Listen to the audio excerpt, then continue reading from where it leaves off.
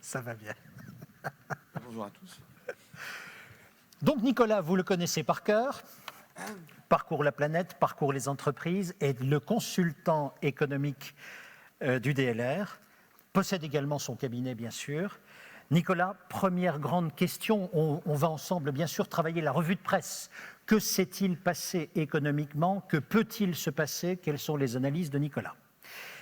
Nous avons démarré ce congrès, Bernard Pointet a démarré ce congrès par un hommage au Japon. Premier grand tableau de cette revue de presse, Nicolas, c'est le Japon, troisième puissance économique mondiale, touché par un tsunami d'abord, puis ensuite par une catastrophe nucléaire. Les informations datant de ce matin très tôt montrent que peut-être il y a une reprise en main de ce point de vue-là, mais toujours est-il qu'il y a des conséquences déjà boursières, qu'il y a éventuellement des conséquences bancaires et peut-être des conséquences sur l'économie réelle. Première donc grande interprétation, que peut-il se passer? Alors, bonjour à tous et merci de votre invitation. Je suis ravi d'être dans cette ville que j'apprécie particulièrement et qui souffre d'un déficit de notoriété, ce qui, à mon avis, pourrait être transposé à certaines entreprises. Alors, pour parler du fond, la question japonaise est compliquée. Alors, toujours, quand on invite un économiste, il commence par dire que c'est compliqué et qu'il ne peut pas prévoir. Comme ça le dédouane de ce qu'il va dire par la suite. Mais c'est déjà compliqué de mesurer l'ampleur d'un choc sur l'économie. La difficulté, c'est qu'on ne connaît pas encore l'ampleur du choc, bien évidemment, puisqu'on ne sait pas quelles sont les usines qui ont fermé, on ne sait pas si les ports vont pouvoir être rouverts tout ou partie, on ne sait pas encore dans quelle mesure la circulation des marchandises va être affectée. Cela dit, ce que je voudrais souligner, c'est quelque chose qui est tout à fait nouveau dans cette histoire. Vous savez, en général, quand il y a une catastrophe naturelle, elle a un impact sur les pays développés. Quand on a eu Katrina aux États-Unis, ça a bouleversé les économies développées. Là, il faut bien prendre conscience d'une chose, c'est le fait que le premier partenaire commercial du Japon, c'est la Chine. Et finalement, c'est la première fois que l'on a un choc dans un pays développé qui va avant tout toucher un pays émergent. Et c'est très important de bien comprendre ça, parce que ça montre que l'économie mondiale a changé. Alors ça, évidemment, on le sait et on enfonce une porte ouverte quand on dit ça. Mais le premier pays qui va être touché, c'est la Chine, qui est un pays exportateur, qui exporte 20% de sa production vers le Japon. Donc c'est quelque chose qui est très important. Et si l'économie mondiale est touchée, ça se fera par ce biais-là. Alors en même temps, moi, ce que j'ai envie de dire, c'est que quand on regarde un peu l'histoire économique et l'histoire des catastrophes naturelles, en général, on surestime un peu l'ampleur des catastrophes sur la croissance économique au niveau mondial. Bien entendu, il y a des chocs très importants sur certains secteurs. Sur le secteur du transport maritime, par exemple, bon, il est clair qu'on va avoir des conséquences. Sur la filière nucléaire, évidemment, je ne sais pas exactement sous quelle forme, mais sans doute, on va avoir des conséquences. Si on regarde les choses de niveau macroéconomique, en général, on n'a pas un impact extrêmement fort. Alors évidemment, tout dépend de la durée. Mais si les choses rentrent dans l'ordre, ce qui j'espère quand même sera le cas dans les semaines qui viennent, in fine, on verra qu'on n'a pas eu un impact global très important. Donc pour vos sujets de préoccupation à vous, qui êtes en France dans un secteur bien particulier, je pense qu'il faut bien entendu s'en préoccuper en tant que citoyen, mais sur votre activité, ça ne devrait pas avoir d'impact déterminant. Je ne sais pas si on va en parler, mais ce qui se passe dans les pays arabes, à mon avis, aura un impact économique beaucoup plus important, et d'ailleurs très largement positif, je pense, mais en tout cas beaucoup plus important que ce qui est en train de se passer au Japon. Donc, nous allons en parler, bien sûr. On va travailler encore sur 6-7 tableaux, de façon à ce que tous les commentaires puissent être donnés. Puis j'ajoutais un tout petit commentaire, le dernier concernant le Japon.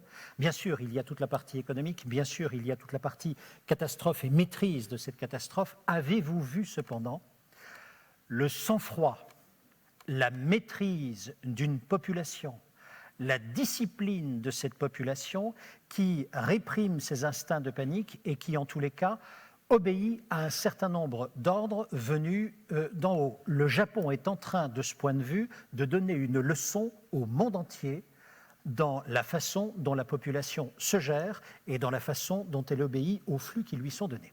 Je voudrais juste ajouter quelque chose qui, à mon avis, peut être important pour vous qui êtes des dirigeants d'entreprise.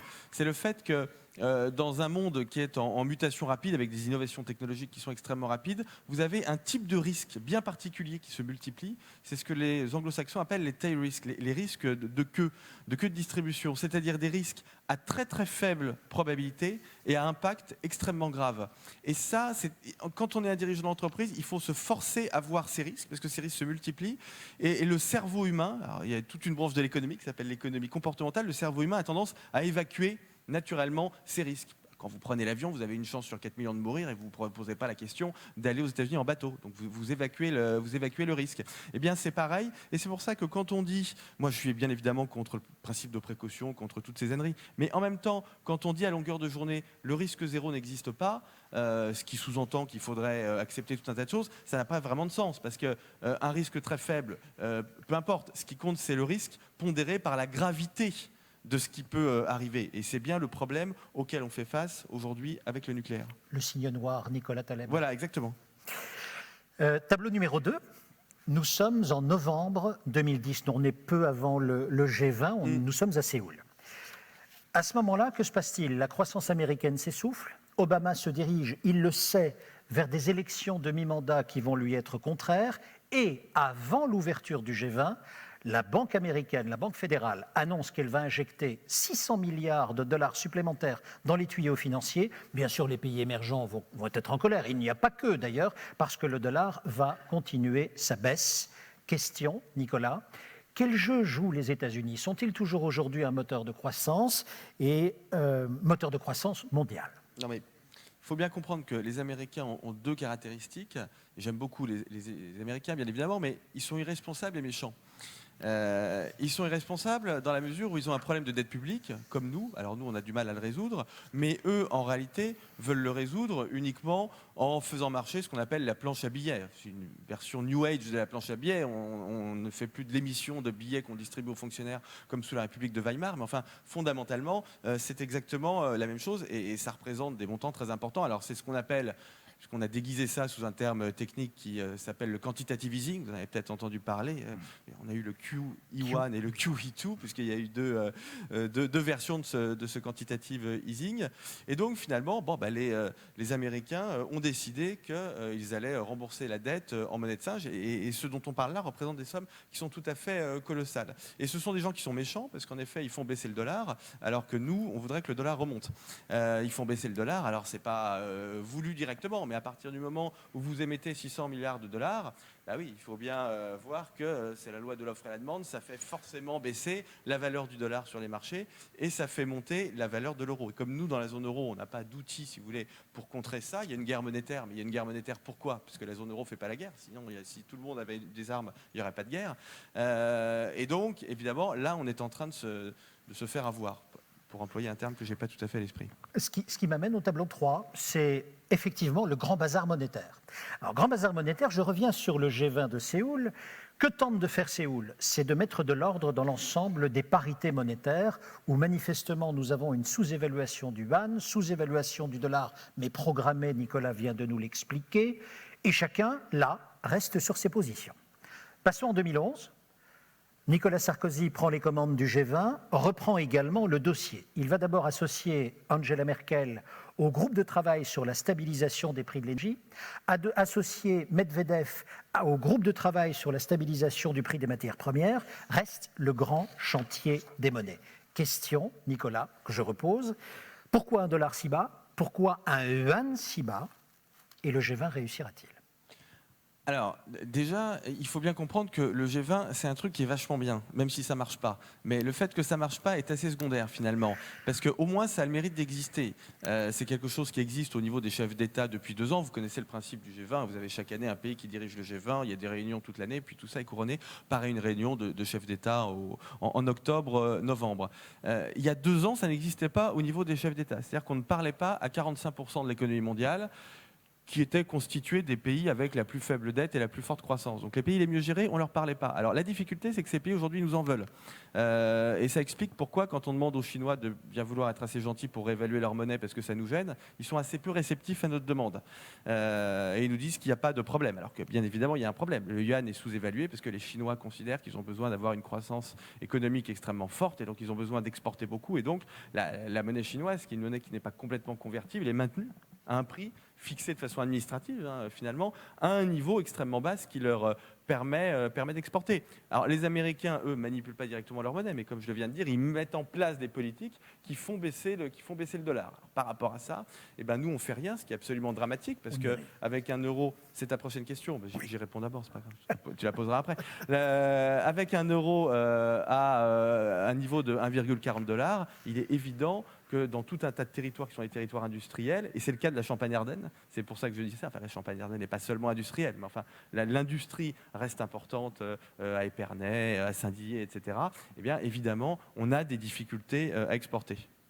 J'ai répondu à la moitié à la question, donc je peux poser ma question maintenant. C'est pas perdu. Donc pourquoi un euro si fort ? Mais pourquoi un euro si fort ? Tableau numéro 4, on va quand même ajouter un certain nombre d'éléments pour que tu puisses mieux encore réagir.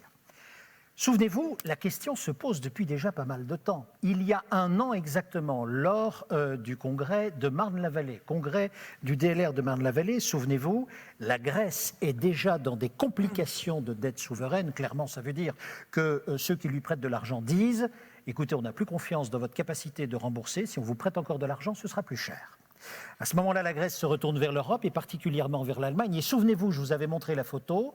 Voici quelle fut la réponse de l'Allemagne. Ça, c'était il y a un an. C'est-à-dire, franchement, les Grecs, allez vous faire voir, chez vous-même. Bien. La cigale grecque n'était donc pas la bienvenue du côté allemand. La fourmi allemande elle-même était donnée en exemple au monde entier. Un an plus tard, que se passe-t-il ? Eh bien, un an plus tard, nous y sommes. À la fin du mois, en principe, il y aura un pacte en 4 points qui va être scellé dans la zone euro. 4 points. Tout d'abord, discipline budgétaire, elle doit être inscrite dans la Constitution. Nous y sommes pour la France, les débats sont en cours.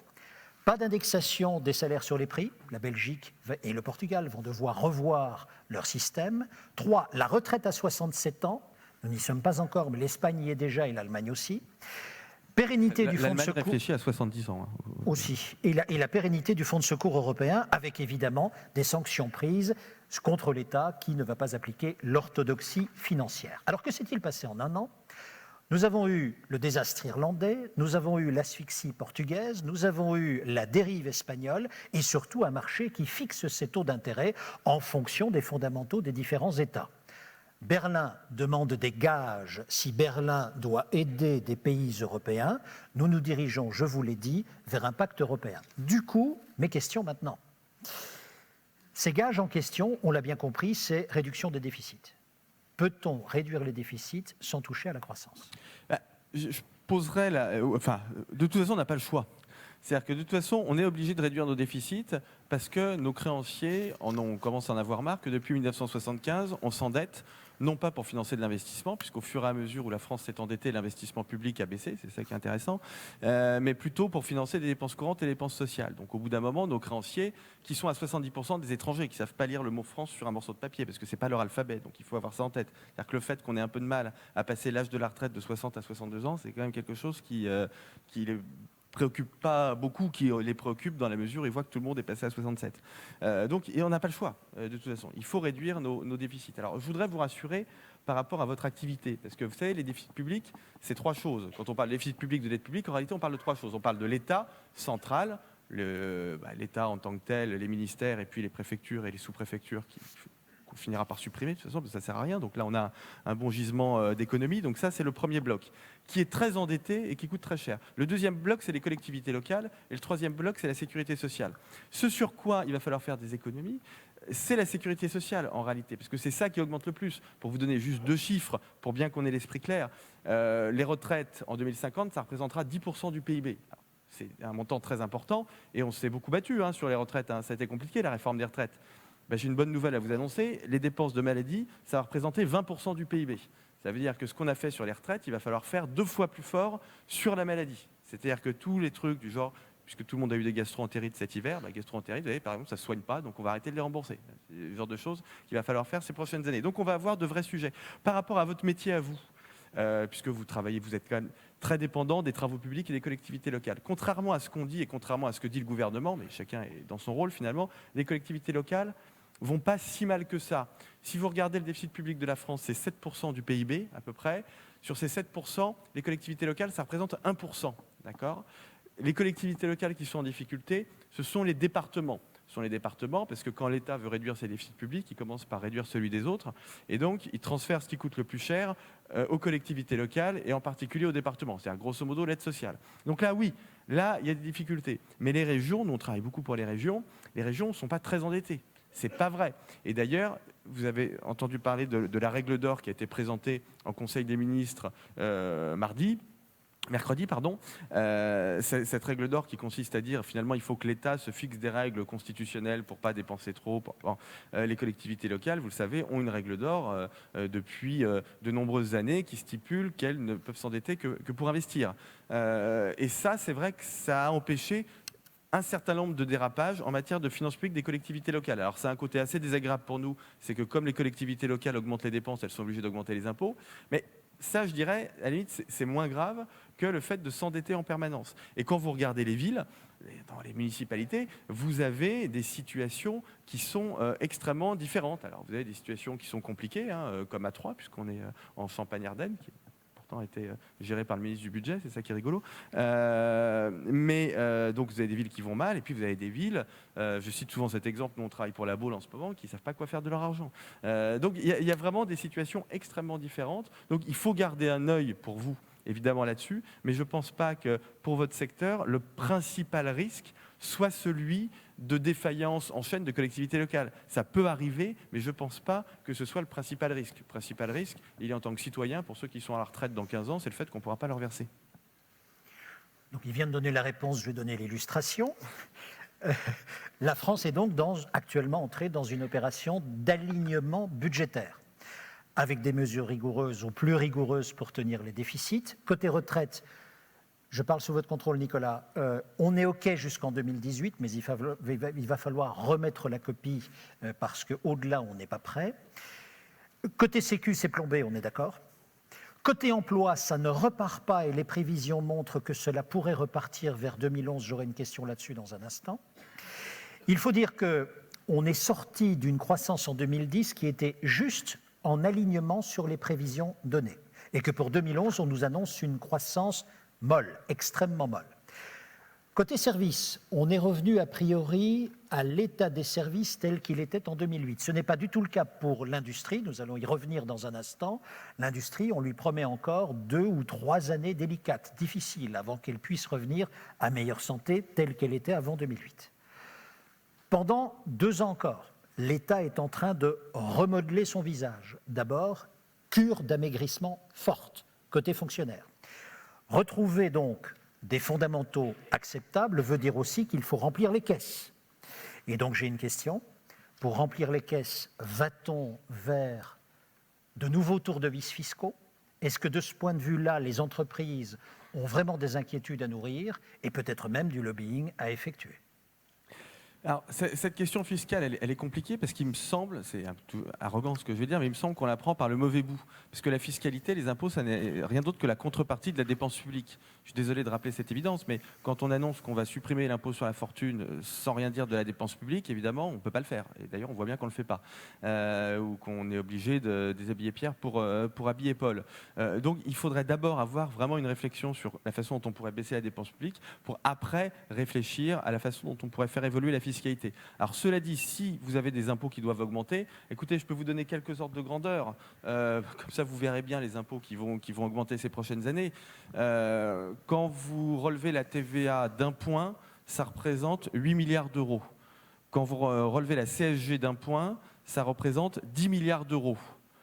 Quand vous emmerdez les ménages en supprimant une niche fiscale sur les emplois à domicile, vous faites une économie de 200 milliards un lapsus qui n'est pas révélateur, de 200 millions d'euros.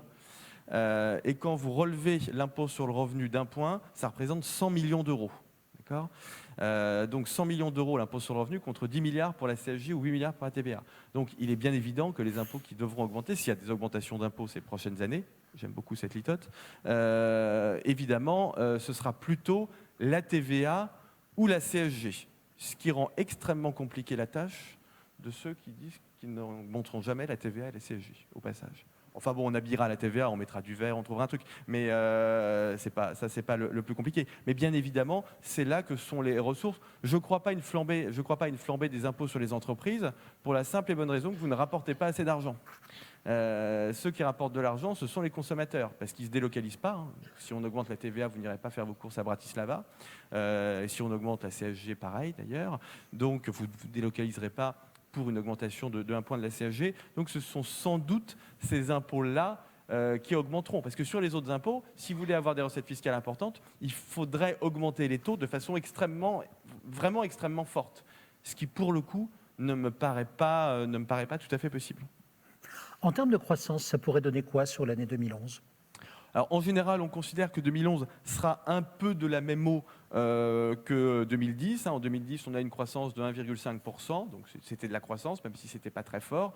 1,5%, on considère que c'est quelque chose aussi qu'on pourrait retrouver cette année, donc on ne voit pas venir de catastrophe. Ce qui est important pour vous, c'est peut-être de bien voir que l'investissement des entreprises repart, mais repart quand même relativement lentement. Pour vous donner quelques chiffres, en 2009, on a eu une baisse de l'investissement des entreprises au niveau global, hein, je viendrai sur votre secteur après, au niveau global de l'ordre de 10%. On a regagné 2% à peu près en 2010, donc bien évidemment c'est uniquement de l'investissement de renouvellement. Et là, on est parti cette année pour avoir une hausse de l'investissement de l'ordre de 4%, quelque chose comme ça. Donc ça repart, bien entendu, mais ça repart relativement lentement. Et dans vos secteurs, c'est ce qu'on analyse dans le baromètre trimestriel, finalement, on voit un peu la même chose. Si vous regardez les investissements qui sont réalisés dans le BTP, par exemple, vous voyez qu'on a eu un choc évidemment extrêmement fort en 2009. Les investissements sont en train de repartir, mais repartent extrêmement lentement parce qu'il y a toujours, bien évidemment, un attentisme généralisé qui, à mon avis, ne va pas partir d'un coup. Il ne faut pas se mentir. C'est-à-dire qu'il ne faut pas se dire que le risque, c'est le risque de cataclysme, de récession, etc. Parce que c'est peut-être vrai, mais bon. À la limite, c'est quand même pas le plus probable. Le plus probable, c'est qu'on continue d'avoir une croissance relativement modeste, avec des investissements certes, mais toujours pas d'investissement de capacité. Si vous regardez le secteur du BTP, très clairement, mais c'est vrai d'ailleurs de l'ensemble de l'industrie, on a encore des surcapacités qui sont massives. On a des taux d'utilisation de capacité qui remontent, mais qui remontent assez lentement. Pour vous donner là encore un ordre de grandeur, dans le BTP, le taux d'utilisation des capacités de production, c'est à peu près sur le long terme 90%. C'est-à-dire qu'on estime que c'est à partir de ce seuil-là que l'on a des investissements vraiment massifs de capacité qui sont enclenchés. Aujourd'hui, on est encore à 80%, donc on a 10 points d'écart. Donc ça remonte, mais ça remonte relativement lentement. Donc on n'aura pas d'investissement de capacité massif avant 2012-2013 si les choses se passent bien. Mais ça ne veut pas dire qu'on n'aura pas de croissance. On aura de la croissance, mais une croissance relativement lente. De ce point de vue-là, les 14 mois qui arrivent, qui seront des mois extrêmement politiques, pour ou contre la croissance ? Oh, alors, aucun impact. Aucun impact ? Non, là aussi, ça fait partie des choses qui reviennent souvent, et c'est vrai qu'on nous pose souvent la question, quel va être l'impact de l'élection présidentielle sur l'économie ? J'aurais quand même rappelé cette évidence, l'impact de l'élection présidentielle a un impact bien évidemment économique, mais après l'élection, selon ce que va faire la personne en place, pas avant. Avant, il ne se passe pas grand-chose. Alors, en général, dans les élections précédentes, on dépensait un peu d'argent public. Bon, là, on n'a plus les moyens de le faire, donc ça, c'est super. Donc ça ne se fera pas cette fois-ci, on ne peut pas le faire, on n'a plus les moyens. Mais donc, je veux dire, il n'y a pas d'impact avant, il n'y a pas véritablement d'attentisme, pour la simple et bonne raison, de toute façon, qu'en France, notre système est ainsi fait, avec un tel chevauchement et de tels croisements de compétences, que la campagne électorale, elle est permanente. Donc, de toute façon, heureusement qu'on ne s'arrête pas à chaque fois qu'il y a une campagne électorale. Donc ça, de ce point de vue-là, je suis très clair, ça n'aura pas d'impact. Après, évidemment, l'avenir, il est fait de ce qu'on en fera. Tableau numéro 6, quelle croissance nette ? Et effectivement, il faut tenir compte du facteur énergie. Reprenons, si vous le voulez bien, les faits. La Tunisie a chassé son dictateur, puis est venu le tour de l'Égypte et de Moubarak. et la Libye meurt petit à petit de ne pas réussir à le faire. Encore que les dernières nouvelles de cette nuit montrent que la communauté internationale, à travers les Nations Unies, vient de voter pour une zone d'exclusion aérienne et qu'on n'exclut pas des interventions militaires françaises et américaines dans les 36 à 48 heures à venir, ce qui signifierait là qu'il y aurait d'abord un coup d'arrêt diplomatique à l'avancée du personnage libyen Kadhafi, mais également éventuellement plus loin des interventions de guerre. Alors là-dessus, spéculation ou réalité, mais en tous les cas, le prix du baril de pétrole, lui, file vers le haut. Jusqu'où peut-il aller? Quelles conséquences? Que doit-on faire? Alors, réalité, bien évidemment, puisque de toute façon, et même en dehors des événements dans les pays arabes, on a une demande de pétrole qui est plus forte que l'offre. Mais ce qu'on dit pour le pétrole est vrai de toute façon de toutes les énergies, y compris l'uranium. Donc on a de toute façon des prix qui sont en augmentation sur le long terme. Alors ensuite, on a en effet des fluctuations qui peuvent être liées à la spéculation. Mais le fait que le prix du baril de pétrole aille vers les 150, 200, 250 $, de toute façon, c'est dans les gènes de l'économie mondiale. La Chine est devenue le premier marché automobile cette année. Les Chinois, vous ne pouvez pas leur expliquer que parce qu'on ne veut pas d'augmentation de CO2 dans l'atmosphère, ils ne peuvent pas acheter de voiture. C'est un truc, ça ne marche pas. Donc de toute façon, ils en achètent et ils polluent. Alors ça ne veut pas dire qu'il ne faut pas y réfléchir et que ce n'est pas un vrai sujet, hein, bien évidemment. Mais en tout cas, c'est comme ça. Et donc, ça fait monter les prix de matières premières. Alors évidemment, quand on a un événement, comme les marchés sont quand même un peu tendus, quand on a un événement chez un pays producteur de pétrole comme la Libye, il faut bien voir que si vous regardez le commerce extérieur franco-libyen, 99% des exportations libyennes vers la France, c'est du pétrole. Non raffiné, bien évidemment, parce que dans les pays pétroliers, quand on a la rente pétrolière, et on ne vit que par la rente pétrolière, et donc on n'est même pas foutu de raffiner soi-même le pétrole. Je rappelle que l'Iran et la Libye sont deux des principaux importateurs d'essence. C'est quand même un truc qui est intéressant intellectuellement. Non, mais c'est vrai. Tant mieux pour nous. Et la France est exportateur net d'essence en Libye. Un truc intéressant. Mais par contre, on importe le pétrole brut.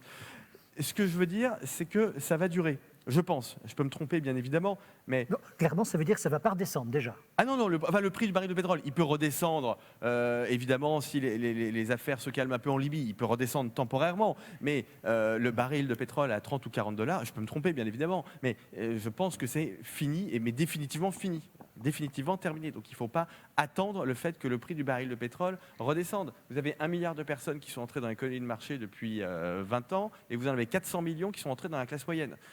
Donc ce sont des consommateurs et de toute façon, qu'il s'agisse du pétrole, des métaux ou de l'eau, l'offre ne peut pas suivre. Donc forcément, les prix sont amenés à augmenter. Je peux juste dire un mot sur ces pays, voilà, sur ces pays arabes et sur le lien avec votre activité, parce que là aussi, je pense que c'est tout à fait important. Il me semble qu'on dit pas mal d'âneries sur ce qui est en train de se passer dans ces pays. Et j'entends notamment l'idée selon laquelle la crise politique serait la conséquence de la crise économique. C'est bien évidemment une absurdité, pour la simple et bonne raison qu'il suffit de regarder les chiffres. Si vous cherchez une crise économique dans ces pays, vous aurez du mal à la trouver. Croissance de la Libye, en 2010, 10%. Croissance de la Tunisie ces 10 dernières années, 6% par an. Taux de chômage des jeunes en Tunisie, nettement inférieur au taux de chômage des jeunes en France, etc., etc. Inflation en Tunisie, entre 2 et 3% par an. Je veux dire, je vois pas de... Ce qui se passe en réalité, c'est exactement l'inverse. C'est le fait que vous avez l'émergence d'une classe moyenne dans ces pays. Et quand vous avez l'émergence d'une classe moyenne, vous avez une demande de liberté, d'éducation, de circulation, etc. Et ça, c'est une loi d'airain de toute l'histoire économique. Et comment est-ce que vous pouvez voir qu'une classe moyenne émerge très rapidement en regardant les taux de fécondité? Le taux de fécondité, c'est le nombre d'enfants par femme. Je ne vais pas vous faire de dessin, mais ça traduit des comportements qui, en général, sont assez privés. Et donc, c'est très intéressant de regarder la façon dont les femmes font des enfants, parce que ça traduit le détachement par rapport à la religion, par rapport aux hommes, etc. Le taux de fécondité en Tunisie, il est exactement de 1,76 contre 2 en France, d'accord ? Pour vous montrer à quel point les comportements dans la réalité de la classe moyenne tunisienne, par exemple, ont considérablement évolué, les comportements ont considérablement évolué, et donc ce sont des gens qui voyagent de plus en plus, ils vont en France, ils voient que tout le monde dit que Sarkozy est fou, que Martine Aubry est idiote, etc., et ils veulent faire ça chez eux, parce qu'ils trouvent que c'est super. Et sauf que chez eux, c'est interdit, donc ils prennent ce droit.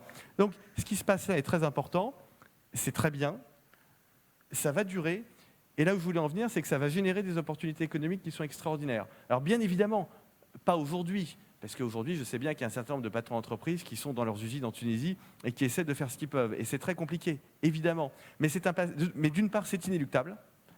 Comme je l'ai dit, c'est une loi des reins du développement économique. Et d'autre part, ça veut dire que dans ces pays, il va falloir vraiment faire du développement économique et construire tout un tas de choses. Et donc, il faudra fournir aussi ces pays en machines. Si vous songez à la Libye, par exemple, le jour où la Libye va se démocratiser, ce sera exactement comme quand la Roumanie s'est démocratisée il y a 20 ans.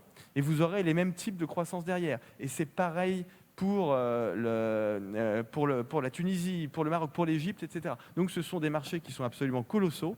Évidemment, pour l'instant, c'est un peu compliqué, mais il faut y réfléchir dès maintenant. Et moi, je vais là, dans quelques semaines, en Tunisie, avec la région Île-de-France, pour qu'on commence déjà à nouer des contacts avec les entreprises, avec les collectivités locales, parce qu'il va falloir faire exactement le même travail que celui qu'on n'a pas fait, mais que les Allemands ont fait dans les pays d'Europe de l'Est après 1990. Mais là, il faut que ce soit vous qui le fassiez, il faut que ce soit la France qui le fasse, parce que c'est notre espace géographique naturel.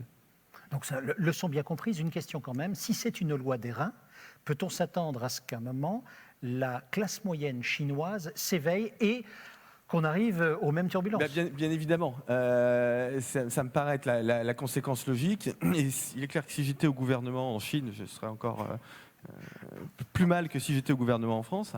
J'aimerais bien quand même être au gouvernement en France, cela dit. Mais oui, bien évidemment, parce que même cause, mêmes effets.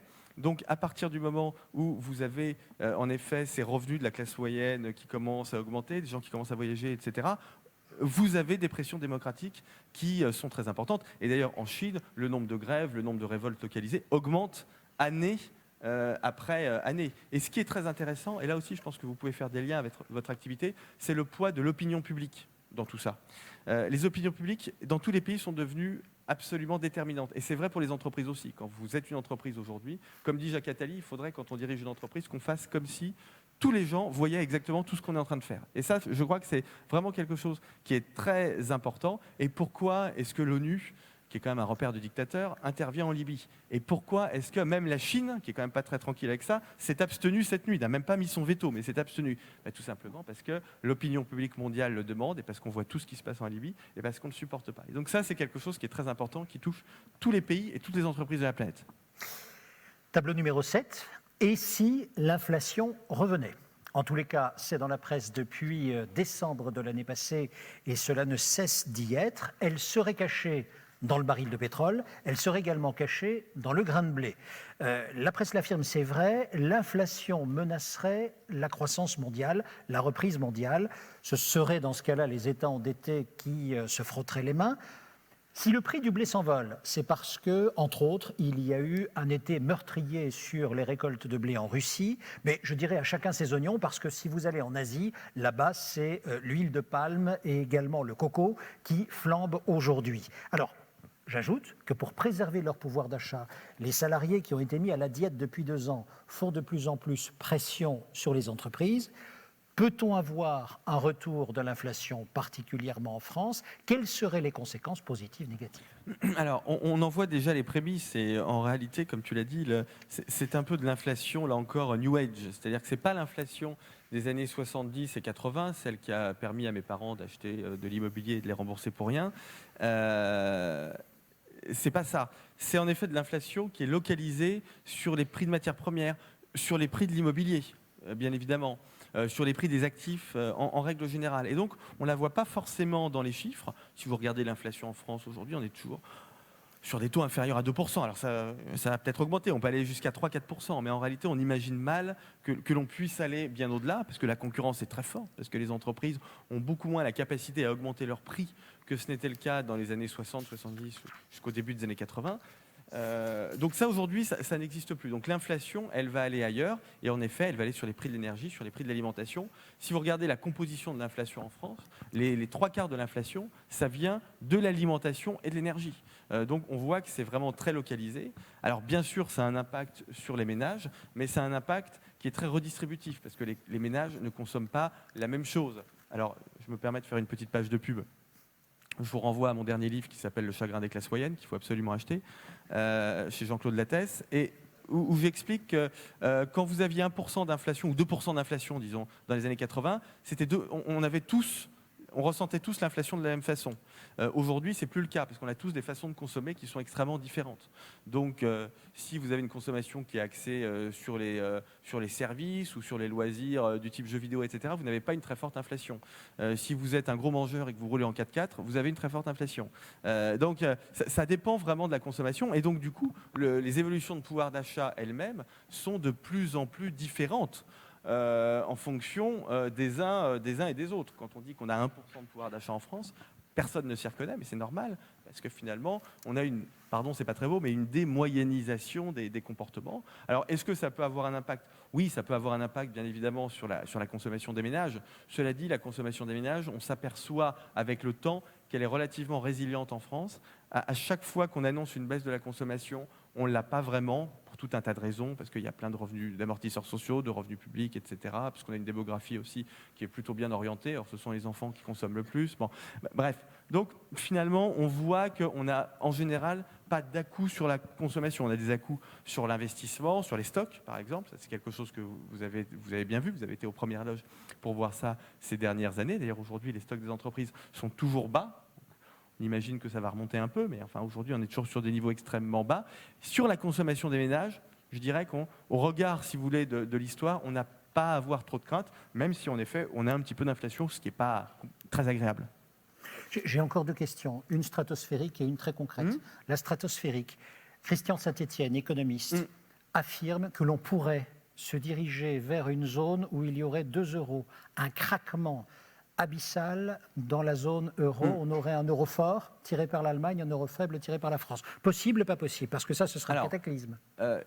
Christian Saint-Étienne, qui est l'un de mes grands amis, a une caractéristique, c'est qu'en général, il a raison. Si vous reprenez tous ses livres, en général, tout ce qu'il a prédit s'est passé. Alors, cela dit, est-ce que c'est possible ? Oui, je veux dire, est-ce que ça fait partie du champ des possibles ?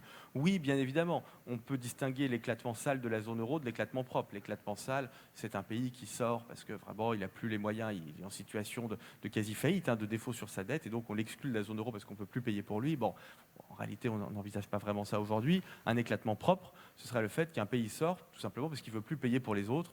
Typiquement, l'Allemagne, qui n'a pas trop apprécié le chèque fait à la Grèce, qui n'a pas trop apprécié le chèque fait à l'Irlande, pourrait ne pas apprécier le chèque fait au Portugal et à l'Espagne. Bon. Donc ça, c'est tout à fait possible, avec en effet 2 ensembles, puisque le problème de la zone euro, c'est que vous avez des pays qui sont compétitifs et des pays qui sont non compétitifs, des mauvais élèves. Les bons élèves, c'est les Pays-Bas, l'Allemagne, l'Autriche, sont des pays qui ont intérêt à avoir un euro fort, parce qu'ils exportent dans cet euro fort, et du coup, ils importent des biens de consommation à un prix qui est extrêmement faible. Donc eux ont intérêt à l'euro fort. En revanche, les pays méditerranéens, la France, la Grèce, l'Espagne, le Portugal, l'Italie, etc., eux sont non compétitifs et ont intérêt à avoir un euro faible pour pouvoir exporter dans de bonnes conditions dans cette monnaie. Donc là, évidemment, on pourra avoir un éclatement, mais très honnêtement, on n'en est pas du tout là, parce que le coût de sortie de la zone euro est absolument colossal. Donc pour sortir, pour que ce soit rationnel de sortir de la zone euro, il faut que le coût de sortie soit inférieur aux avantages qu'on pourra en tirer. Et bien évidemment, on n'en est pas du tout là aujourd'hui. On aurait simplement besoin d'un euro qui soit un petit peu plus faible. C'est à négocier avec nos amis allemands. Et on peut être assez optimiste parce que les Allemands ont la capacité de changer. Alors pas cette nuit d'ailleurs, mais bon, sur les banques, sur le soutien à la Grèce.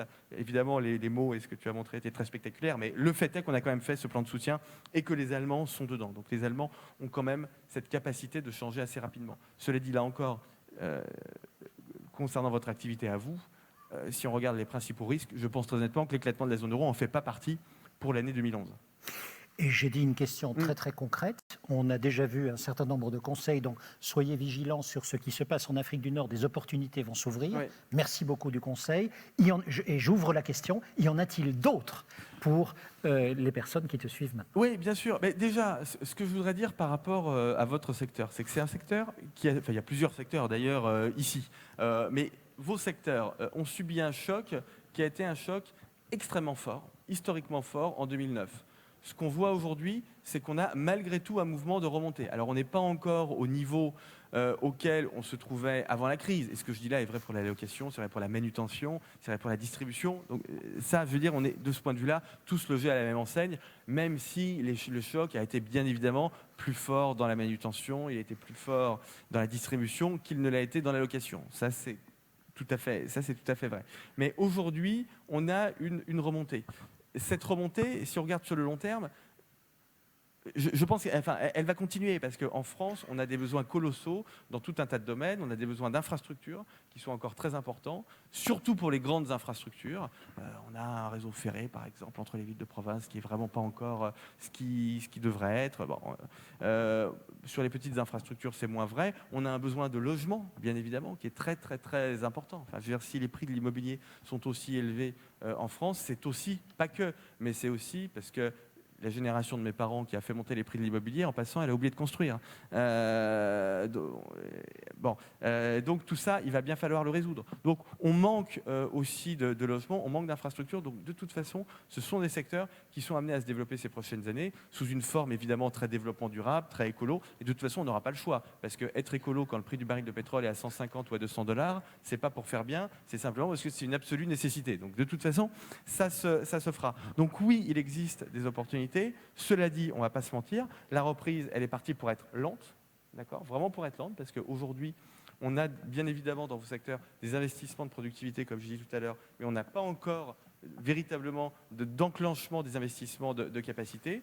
Ça veut dire que les tensions sur les prix vont rester assez fortes. On a parlé d'inflation tout à l'heure, mais dans vos secteurs à vous, on est encore plutôt dans un scénario déflationniste, même si, quand on regarde attentivement les soldes d'opinion qui sont ceux de l'INSEE, vous savez, on fait des enquêtes sur les entrepreneurs des travaux publics, par exemple, et tous les mois, on leur demande quel est votre jugement sur les capacités de production, quel est votre jugement sur les prix, etc. On voit que les choses, sur les prix, je parle des prix, ne se dégradent plus. Alors évidemment, les prix ne remontent pas, mais on voit que les tensions ne s'intensifient pas, pour le dire de cette façon-là. Donc, on a vraiment un début de normalisation du secteur. C'est une normalisation qui va se poursuivre à un rythme lent, d'accord, mais qui va se poursuivre. Alors après, à côté de ça, j'ai parlé des risques, des tail risks tout à l'heure, des risques de queue. Il faut quand même les avoir en tête, ces fameux risques à faible probabilité, mais avec une gravité extrême. Il faut toujours les avoir en tête. Ça peut être, par exemple, une reprise de la contagion de la Grèce vers l'Irlande, de l'Irlande vers le Portugal, du Portugal vers l'Espagne. Si ça vient à l'Espagne, franchement, on est mal parce qu'on sait sauver le Portugal, mais on ne sait pas sauver l'Espagne. Et donc, si on en arrive à l'Espagne, ça veut dire qu'on en arrive à la France. D'accord ? Donc ça, évidemment, la probabilité que ça arrive est faible. Elle est peut-être de 1%. Je dis ça vraiment pour qu'on soit de bonne humeur, parce que je pense qu'en fait, elle est très supérieure. Mais si vous voulez, même si elle est de 1%, de toute façon, il faut la pondérer par rapport à la gravité du risque. Ce qui veut dire qu'il faut la garder en tête et que ça doit être un sujet de préoccupation pour vous. Ça ne doit pas être un traumatisme de tous les jours, mais il faut quand même, et ça, en tout cas, c'est la façon dont je conçois le devoir des experts, même si en ce moment, on nous demande toujours d'être super optimiste, mais bon. Quand on dit optimiste, on nous dit qu'on est la seule du gouvernement. Quand on est pessimiste, on nous dit qu'on fait les récessions. Donc, c'est un peu compliqué. Donc, j'en suis arrivé à la conclusion qu'il fallait dire ce que je pensais. Donc, il ne faut pas être traumatisé par ça, mais il faut le garder en tête. Et je pense que c'est notre devoir de vous dire, voilà, essayez de réfléchir à la façon dont, si ça arrivait, sachant que ça n'arrivera sûrement pas, mais si ça arrivait, qu'est-ce qu'on ferait ? Voilà, je crois qu'il faut vraiment garder ça en tête. Et puis, si on a ça en tête, il n'y aura pas de problème et tout se passera bien. Je vous demande d'applaudir Nicolas Bouzou.